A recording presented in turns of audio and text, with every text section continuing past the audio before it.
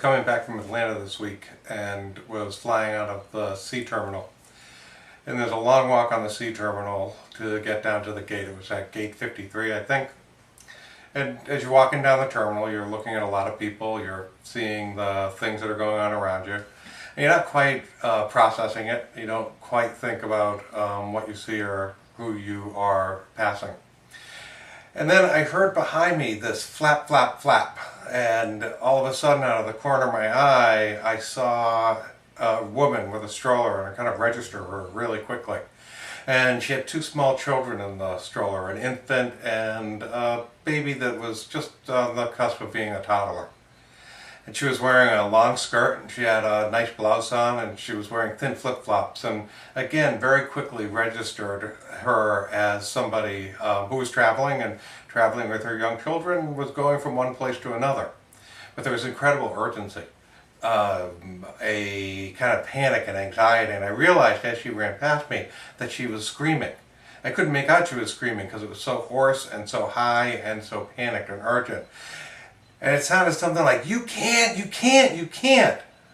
And it didn't make sense what was going on. She didn't appear to be running at anybody, and nobody down the hallway was looking at her.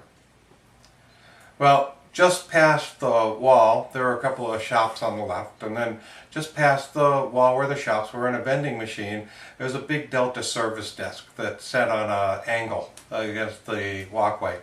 And there are lines of people inside those ropes, and folks standing behind the counter trying to sort through how they're going to get people from one place to another.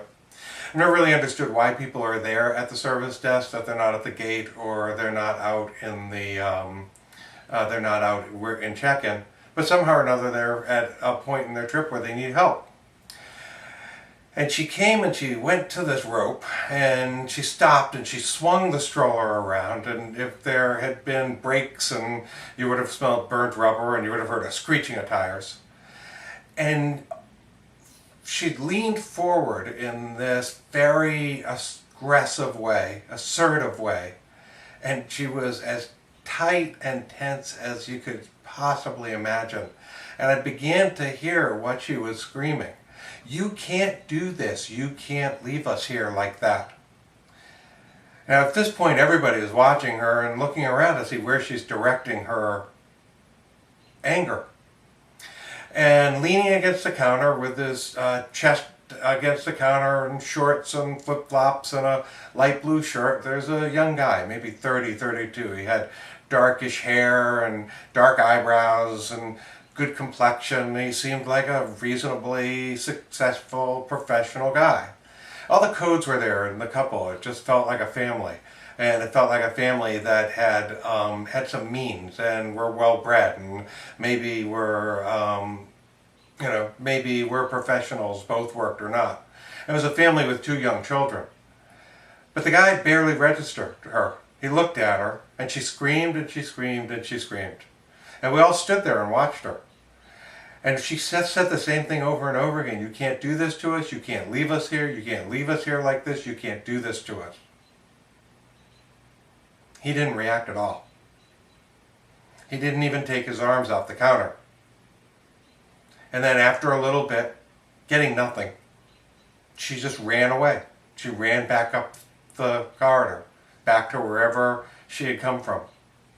And he turned back to the counter, and it was as if nothing had happened at all. I don't know what it was. I don't know that it made any sense. What I imagined as I was watching was that they were in the midpoint of a vacation, that they were making a change from one flight to another. Maybe they were taking the little kids to Disney World, or maybe they were going off to visit her family. And that he was sitting there and looking around the airport and looking at this woman that bore his two children, and the two children that are there, and maybe he felt a complete absence of anything. Maybe he felt a sudden full sense of despair. Maybe she was hectoring him, the anxiety of the trip, the stress, the difficulty, the problems of moving young children from one place to another were just too much for her to bear. Maybe he just said, "I've had it," to himself, and he walked away. And he was there reworking his ticket, going off, back home maybe trying to go to another place, because he just was done.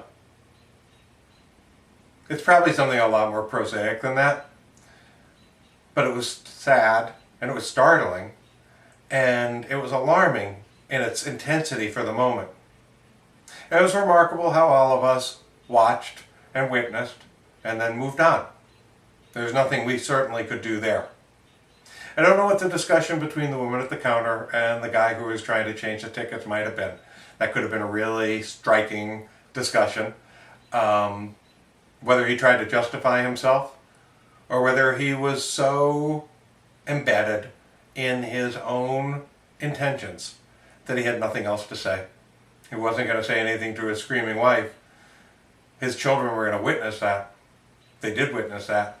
He had nothing else to say. He was just going to go on.